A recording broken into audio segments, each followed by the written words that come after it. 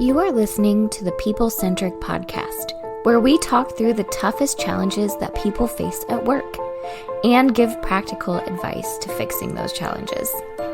Thanks for joining our movement to create workplaces that are happier, healthier, aligned, and empowered by putting people at the center of all that we do.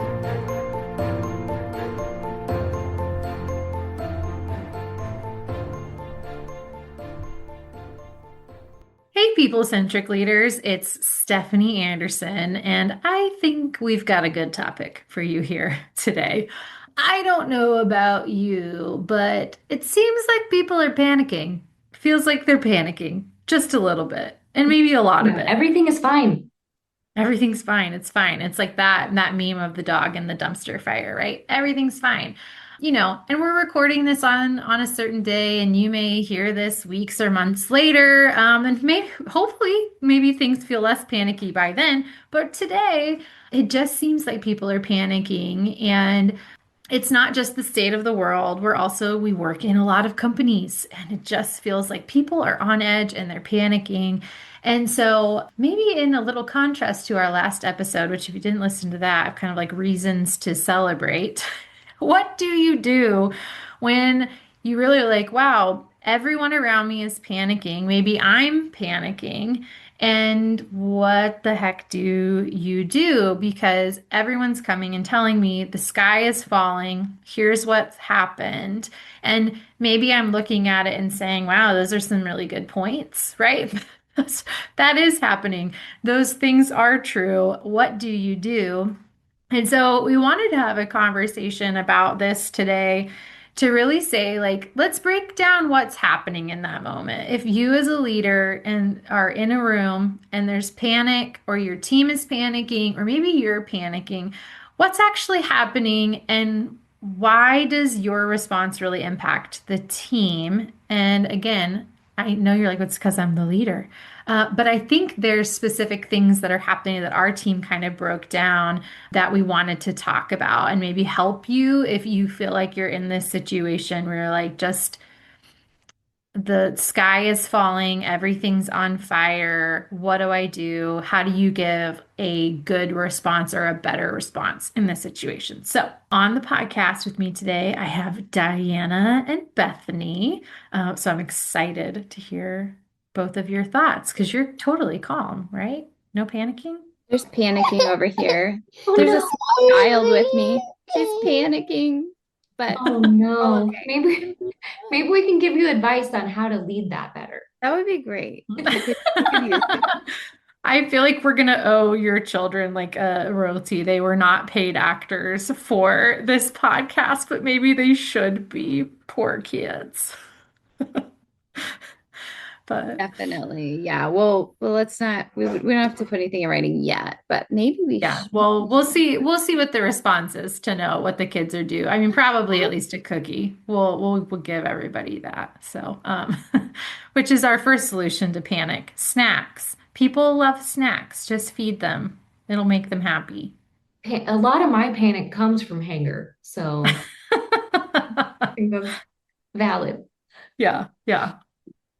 So, Well, okay. In all honesty, when our team is thinking about this, and when we think about the panicked calls or meetings we've been a part of recently, it made us all really think about what followers need. And I think we've talked about this on a podcast before. If you've sat in one of our workshops, you've maybe heard us say this, is there's some pretty clear research out there about what followers actually need from their leaders. And it can kind of be boiled down to four key words.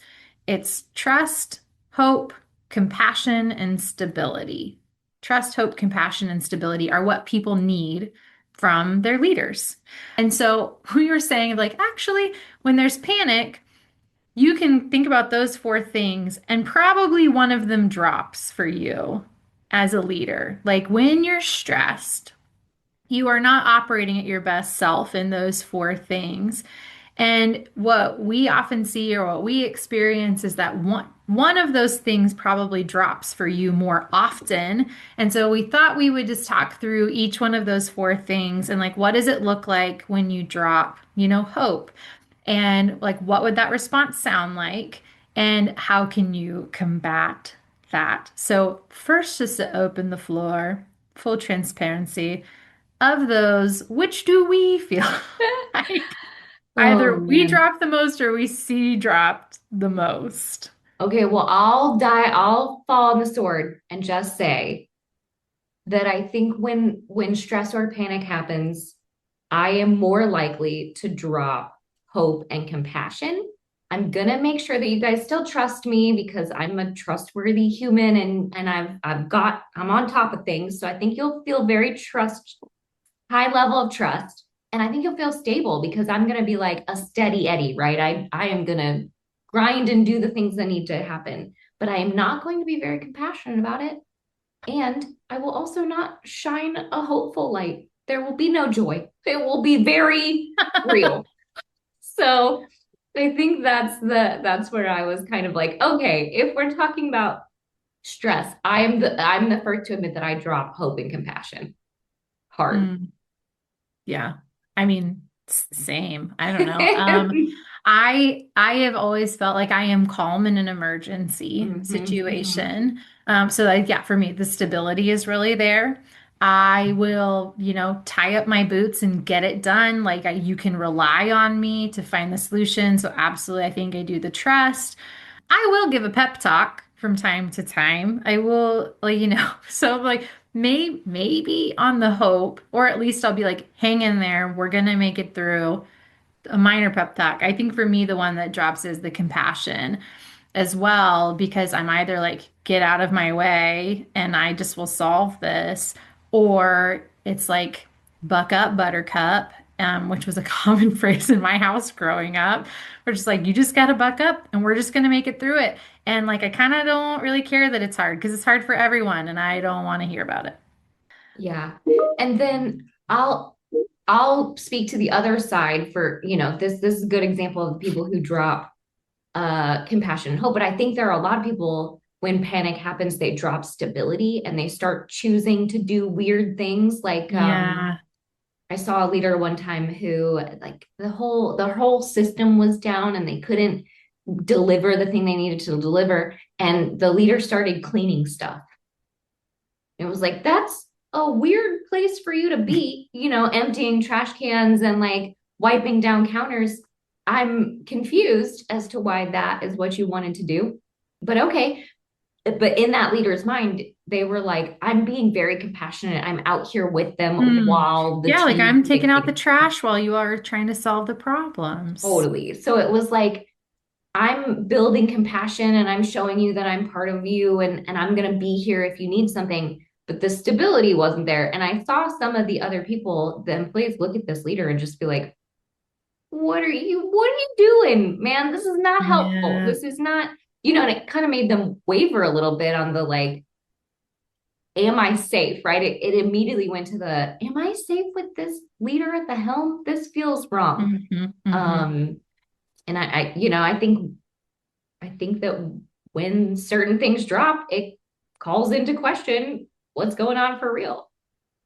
Oh, I totally agree with that. That's such a good example. I was thinking about the logic, like when logic drops, because that was one, even as we were preparing for this, I kind of even said to our team, of like, what does that look like? Is it just like if you can't beat them, join them? Which I have seen that before, right? Where Yeah. like you see the leader and everyone around them is panicking, and so they're just like, oh no. If everyone else is panicked, then I should be panicked. And then we get like crazy frantic calls from people that they're just like, the sky fell. It really Yeah. did happen. And sometimes it really did. But I think often, like, what the loss of logic looks like is then, yeah, leaders, they let the panic get the better of them and they start making decisions that may not be like horribly wrong necessarily, but like that really don't make sense to the situation. So Yeah. we like, you know, we start discounting stuff that maybe we really don't need to discount to try to get more sales in the door, or we start spending money on Hmm. things because we're like, well, we need to generate this and we need to do X, Y, and Z. So we're just going to rip the Band-Aid off and we're going to spend all of this money to get there and to get the tools, to get the product, to get the system, blah, blah, blah, blah, blah. Which really, if you could take a step back and remove the emotion, you're like, that's so illogical. You should be hoarding cash right now. Yeah. You should be watching every penny that leaves, or oh my gosh, no, you should actually be charging more because that takes your team so much time to do. And so I think that's where like the logic is, like they just start grasping for solutions and they take any solution that comes their way without really thinking through, will this solution hurt us in any way? They kind of lose that filter, and it's just like, well, that could make us a buck, or this could make the situation better today. This would make that person happy today, and don't really think through maybe the unintentional consequences or the longer term consequences of those actions and those decisions. Yeah, and I love how you said like the logic drops. We were also talking a little bit about in these moments when everyone's panicked, how sometimes authenticity can drop, right? So like you're no longer getting the real version of me. Now you're getting that boss costume, which we've also done an episode on. But now I'm putting on this costume where I'm trying to be what I think a leader should be instead of who I really am. And I think that causes a lot of confusion for people when you all of a sudden see a different version of someone just because they're stressed. It's Um, it's yeah, ironic, right? Because I think people are intending to try to build trust with their team because they're trying to prove something, but it doesn't work. People just see through it. Yeah, they totally do. Because, yeah, well, it's like, wow, you were one way today. And especially, I think, even the moments where maybe we saw it coming. And maybe you as the employer, like, I tried to flag this for my leader, or we tried to talk about it, and everybody was like, it's just, we don't need to be concerned about that today. That's a like, I'll jokingly say something to him like, that's next week Stephanie's problem, like, right? Or that's tomorrow Stephanie's problem. But now I am tomorrow Stephanie, and we are the next week us, the next year us, and now that thing has happened. And so, yeah, it does feel like you're lacking like that authenticity. You're lacking some of the empathy, which is, if I think where like hope and compassion kind of collide, of that empathy to the situation, and that we all are maybe going through something challenging, and this does impact a lot of different people on our team.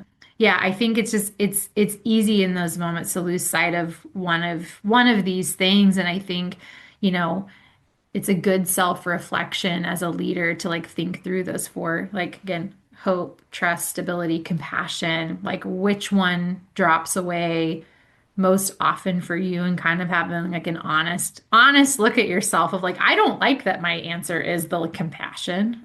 Like I don't like that answer, but I know if I take an honest reflection back, I'm like, yeah, when I'm super stressed and it feels like things are falling apart, like I'm not as nice about it. And I kind of miss the moments to like check in on people, or maybe not just get straight to the point in the meeting and be like, all right, enough chit chat, you who's, let's just get it done. Right. But it's the awareness that I do that. So that way I can start noticing it and do it differently. yeah. And I always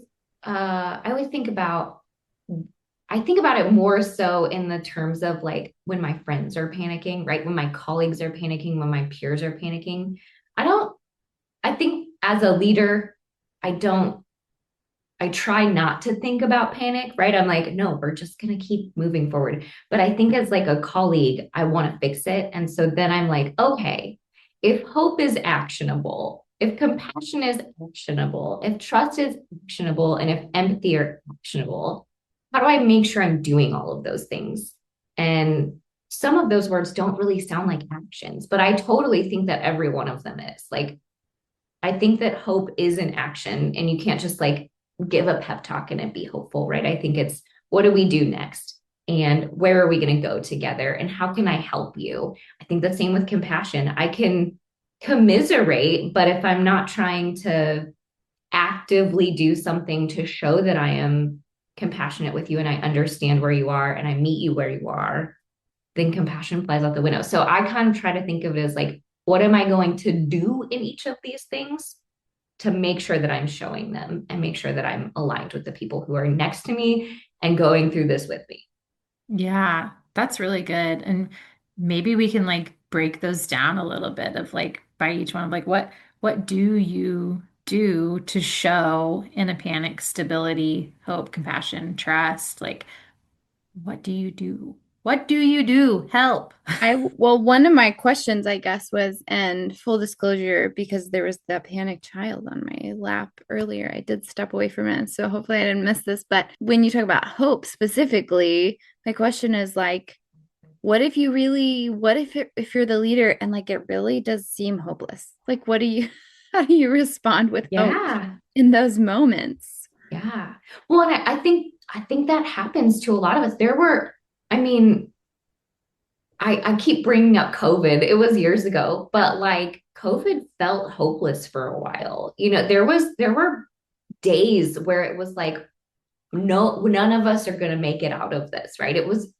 And I've probably read too much science fiction, but it felt really scary some days. It was like, oh my gosh, we're going to end up in this bleak dystopian place where everything is rusted out and we no longer have technology and connection and all of these things, right? There were moments of that. And I think for hope to be actionable, it is okay, let's take a minute. Let's see what is on the horizon and what we can change. All of the stuff that has happened in the past, you can't change. And all of the stuff that happens in the future, you can. That's where you can affect it. So, what are the future things you want to get to? And how do you break that down and show someone, like, okay, if this happens, we can address that if and when it happens. But right now, this stuff is happening. So let's address what we're going to do with that, right? Instead of thinking about the past and reflecting on that, or thinking too far into the future and reflecting on that, you got to kind of say, like, what's happening in this moment and what can I do to affect this moment? Yeah, and like who do we want to be in this moment? Mhm. I think too is like we might be in a really bad place. We might be in a bad situation. And sometimes the hope is just like holding on to your values and saying like, well, we said we were going to be people who spoke truth, who made an impact. I'm using two of our values words. And so, like, how do we just be those people today? And what would it look like if we really lived out our value of impact? And that might mean that we don't have control. It might mean may not have a lot of influence to this, but in what way could we show that just like today? And I think, yeah, I really like how you frame that, Diana. Because, yeah, a lot of times, like, the pep talk isn't going to cut it, and people see through that like so quickly. Like, if you're just trying to like amp people up, it's not gonna work. But if you can talk to people about like, let's remember who we are and why we're here today, and like what can we influence. Yeah, I think the part of like what can we influence when I was thinking about this is that like I think sometimes in the hope category when it does feel really hopeless, it's like break it down, like make it smaller, make the hope like the time frame for hope a little bit smaller. So it's like, hey, what are we going to do today? Like what's our goal today? Hey, here's what we have going tomorrow. Like this is what we're going to do tomorrow. Hey, this is what this week looks like. And I think it's like if you can just break down the hope into smaller chunks, then maybe I think that is one way to help create more hope in this times where it doesn't feel so hopeful. Also, I think all of these things we know that like with these four basic needs is that we're all going to show up differently here because we know that in strengths-based leadership, the way that we show these things depends on our own individual strengths. So I might personally break it down. I might break down hope that way and say, here's what I would do to show my people hope is I'm going to break it down into smaller bite-sized goals and say, or milestones or things to look forward to or whatever it might be. But like Diana might do that differently. She might remind us who we are, right? Or, whatever it might be that might look a little bit different for all of these. So But I also love how when you're trying to build hope, you're also doing the other things in this list, right? I think when you're Yeah. trying to figure out how to make people hopeful, you're also being really compassionate and you're building trust and you have stability there, right? It's creating stability. So I think the hope part of this is also building the rest of it. Totally agree. Because, yeah, if I've come in and I've like established that I am a leader you can trust and I'm going to be who I say I am, which is like that stability and authenticity, then it's easier to practice the hope because my words and actions reflect that, right? Like, I think, if you find yourself in a panic as a leader and now you're starting to do things that you just would never do before, that should be a flag. And it's not to say that you shouldn't try new strategies. That's not what I'm saying at all. Like, you might need to try different strategies you've never tried before to get out of whatever panic we're in. You might need to do things differently within your business or your company, but you should still be you through that process. And if you feel like you're putting on like the boss costume in order to make those decisions, then yeah, like you're lacking that stability for your team because they don't know then who's really walking in the door every day or who's going to show up in this meeting. Is it going to be the Stephanie you've worked with, for however many years, or is it going to be like this intense firefighter, like authoritarian style person that really, again, like is not me. It's not really who I am. And so I agree with you. I think that's why all of these things tie together and you kind of can't do one without the other if you're doing it well, but it's being aware that like probably one of these is going to feel like you can just naturally let it slip off in a panic. And what we're saying is, I think if you're just a little intentional to be like, who are we? Why are we here? And what are we trying to accomplish?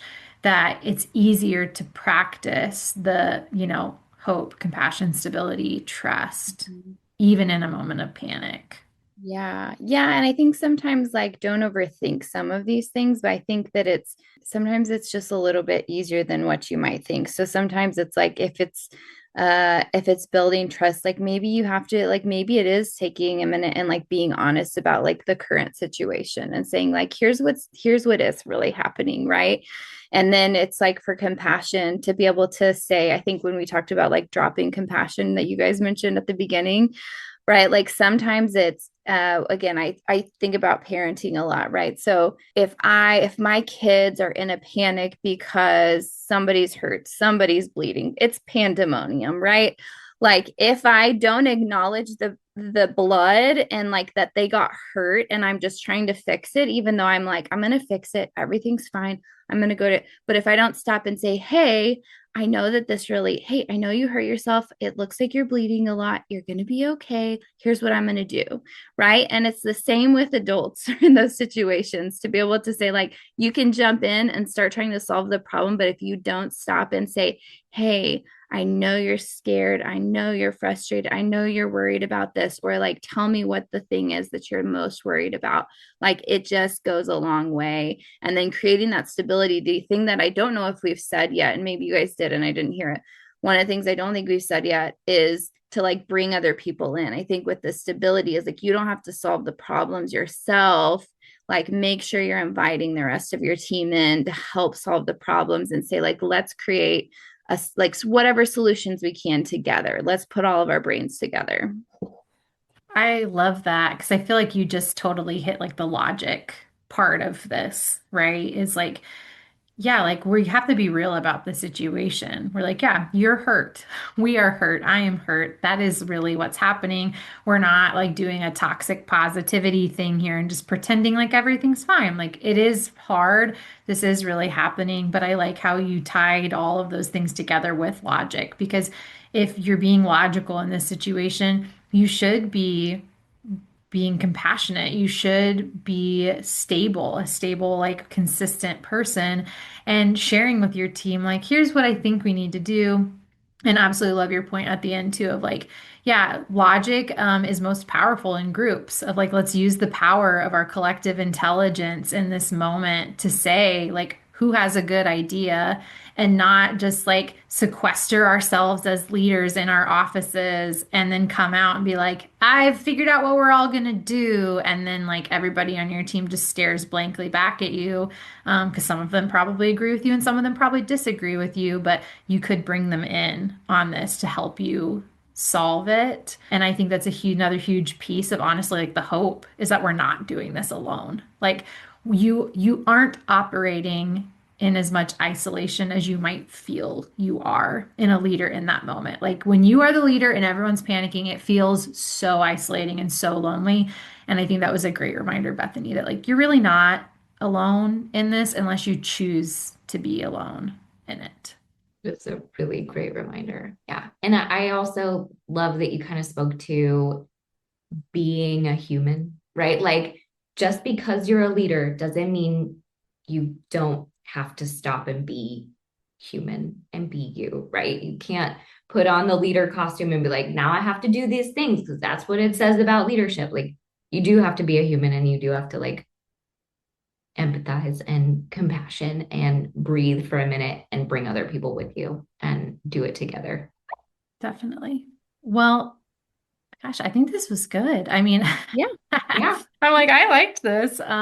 you. So I know this is maybe a little bit of a shorter podcast, but again, we're talking about this and just how everybody's feeling and what we're hearing from people right now. And it felt like this might be a timely topic. So appreciate you both, Diana and Bethany, for throwing your thoughts and your compassion and your hope and trust and stability onto this topic. We hope it was really helpful for you today. And yeah, if you have questions or you're struggling through one of these right now, like reach out to our team.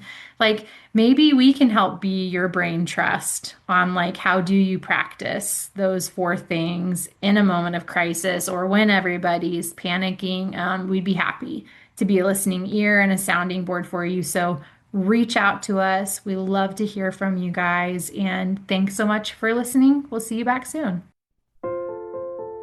Thank you for listening to the People Centric Podcast. We are so grateful for you joining us every week. If you like this content, please like and subscribe. Also, feel free to share on your social media with everyone that you know. It really does help us. If you would like to contact us, I have put our information in the show notes. Please reach out anytime.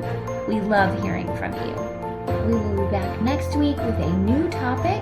Until then, be well,